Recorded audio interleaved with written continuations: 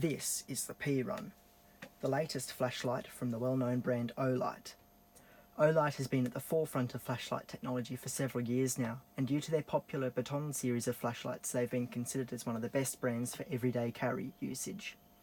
One of the things that has set them apart from the competition is their brilliant customer service and high-quality products, utilising the latest LED technology and offering it to the consumer at a great price. The Perun comes packaged in this box. On the front it has a picture of the flashlight and the throw and max lumens. On the side base it shows you the 5-year warranty and their quality promise, along with a QR code. On the top there is a sticker, and on the back there are some specifications and features. It tells you all of the run times and the modes, along with other information, and also shows you what is included in the package. Opening it up, you can see there is an instructions card on what you should do before you turn it on. There is also a message from Olight. After you pull up that instructions card, you can see the flashlight itself nestled in a foam casing, a bit of a velvety feel. And now you have taken the flashlight out of the package. The Perun has rather aggressive jimping, feels great in the hand however, has a 2-way pocket clip, the mode button and the on-off button is on the top. You can see the lens on the side. That black cutaway into the lens is a sensor, and it senses when you have the flashlight too close to an object, and it will dim the brightness to prevent it from dazzling your eyes. At the base you can see the magnetic tail cap, which you can attach the charger to.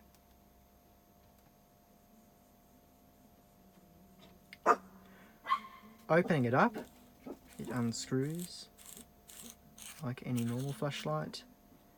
You can see that the threads are well lubricated, has an O-ring, and the battery fits very snugly into the flashlight. The battery they're using is a 3500 mAh 18650 battery. It is rechargeable, and it is also customised, as you can see by the 2 contacts on the front. It has a 10 amp discharge rate, which is quite phenomenal.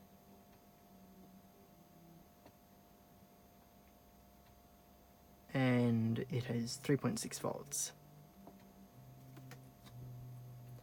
Now, one thing you should take notice of is it fits into the flashlight with this here down like that, and that at the top, the flat side.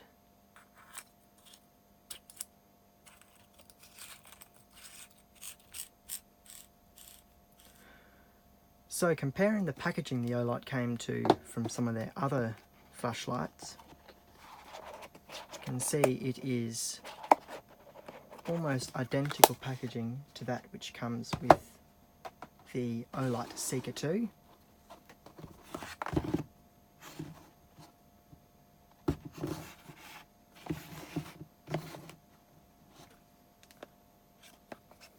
But is very different indeed from the packaging of the Olight S1 Arbiton 2.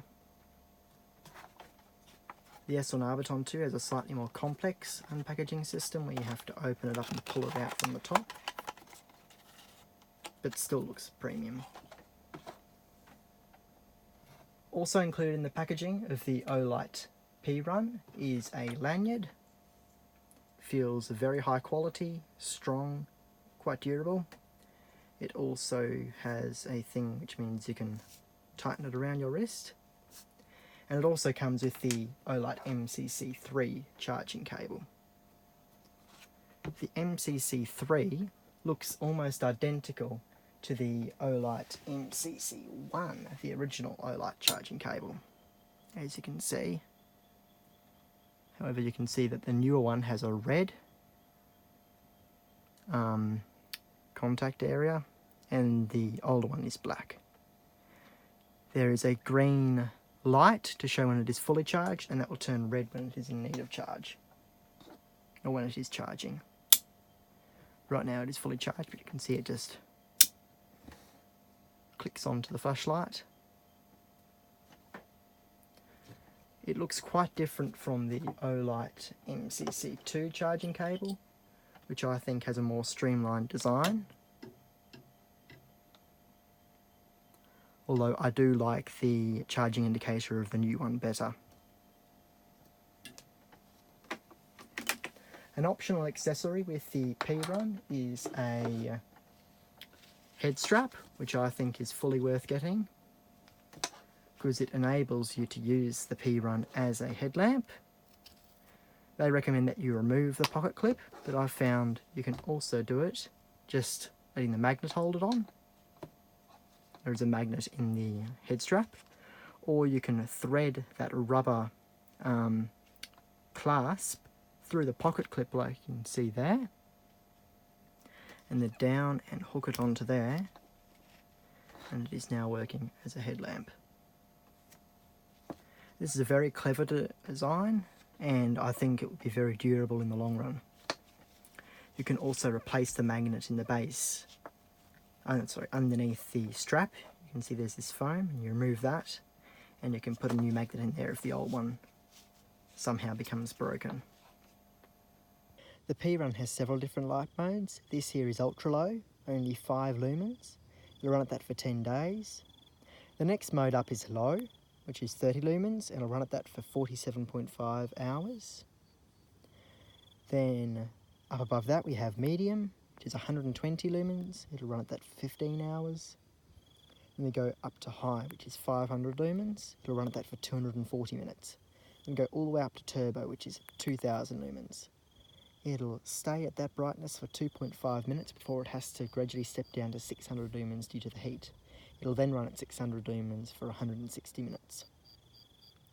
We also have a SOS mode, which is 3 short flashes, then 3 long flashes, and then 3 short flashes again. This is what the Perun looks like when pointed at trees in the distance.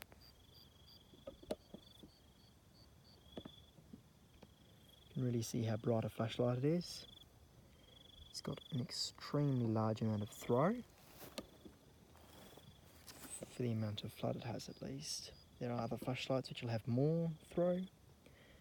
The amount of throw this thing has with the flood as well is ridiculous. You can see to make the ideal work light due to the magnetic tail cap and the amount of flood it has. It's ideal for all of those applications.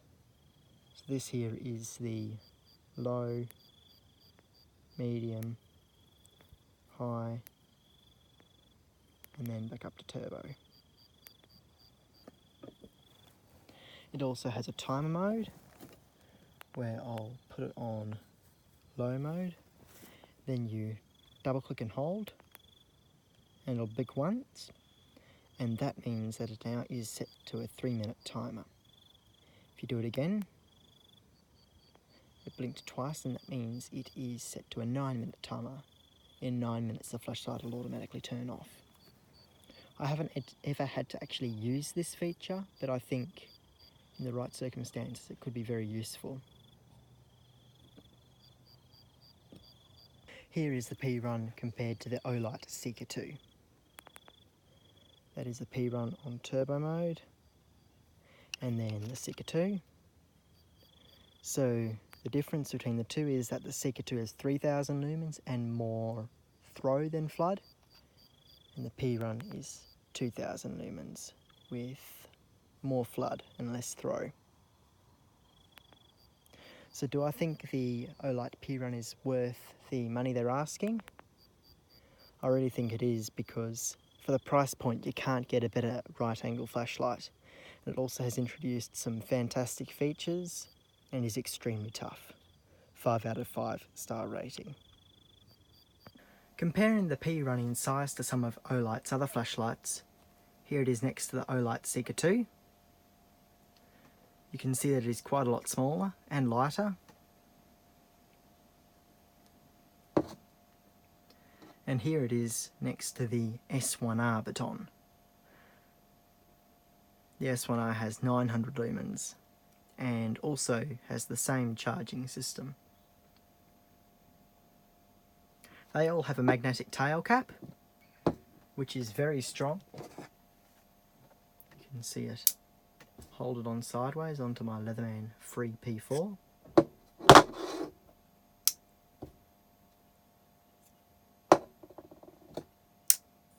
This one is a bit too heavy to hold on sideways, but you can easily hold it on upside down. Olights have a reputation for being extremely tough flashlights, and I want to test to see how much this P-Run can go through.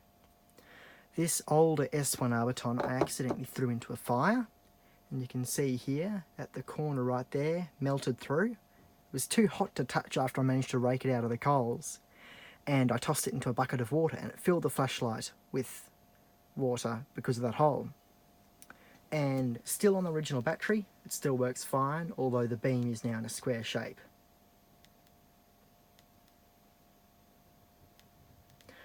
So I'd love to see whether the Olight P-Run can live up to that. The first test I'll be putting the P-Run through will be a drop test. I'll be throwing it from about 3 meters high onto hard-packed clay and sandstone. I'm currently building a fire bunker here, and so I think this is the perfect venue for this test. I'm turning it onto medium mode, and here goes. It even hit a rock there, but it appears to still be working with no issues whatsoever. You can see it survived that test with no damage whatsoever. It hardly even gained a scratch. It still switches through all the modes. Quite impressive. So I'm now going to step it up a notch. I'm going to toss it into the air and then down into the hole. So this should be closer to 4 meters now, maybe even 5. All right.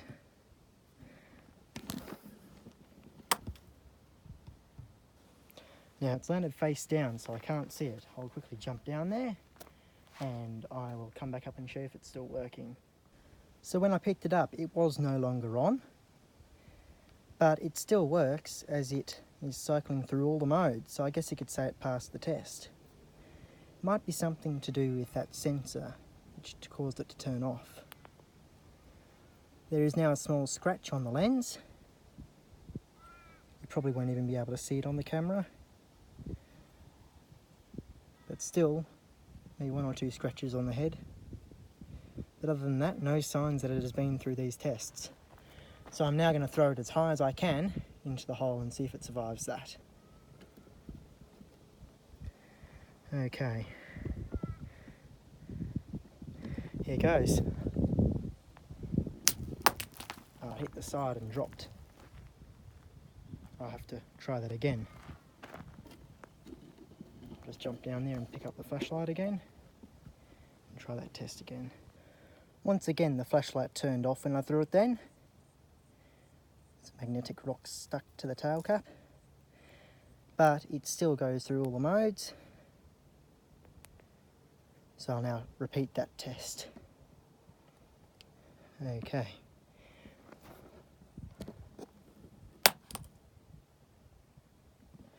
So that would have been a good 10 meters high. I'll jump down and see if it's still working. And it is still working. Still cycles through all the modes. So I think you could say it passed the drop test. But I'm going to see if I can get it even higher. I'm going to try and drop it from at least 20 meters. See if it survives that. My plan was that I was going to use my drone to lift the flashlight up and then drop it. But the drone isn't powerful enough to lift it, so I think I will climb these banks of dirt and toss it into the bunker like this. Okay. I'd hardly call that a better test, but let's go down there and find out if it's still working. So again, it turned off once it hit the ground, but it cycles straight back through the modes. I don't think I'm going to be able to kill this flashlight by dropping it, so I'll now try dunking it in water. To test its water resistance, I'm going to toss it in this 44-gallon drum full of water. Well, not quite full, it's more about half full, but it should do the trick. Just make sure it's tightened. Yep, I'll turn it on to medium.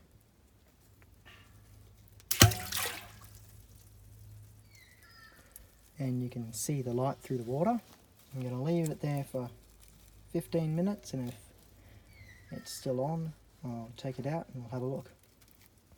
It has now been in the water for over 15 minutes, and you can see from the light in there that it is still on.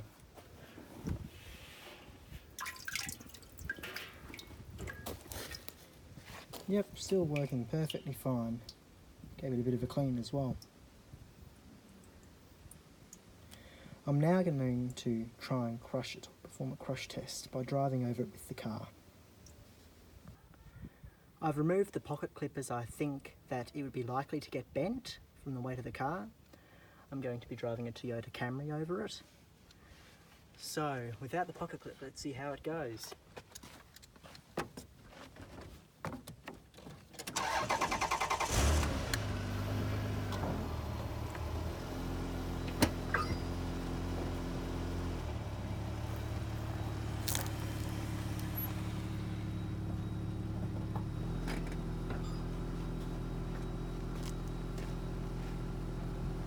So here, it appears as though there was a bit of a fight between the ground and the flashlight.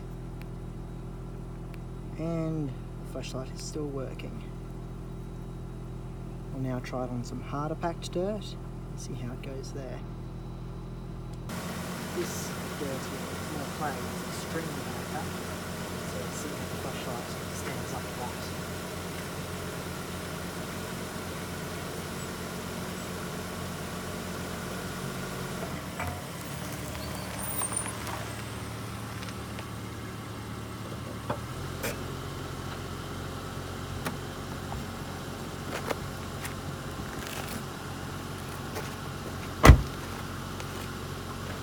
As you can see, it didn't sink into the ground much at all.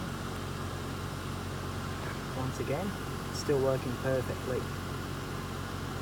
So I think it has passed that test.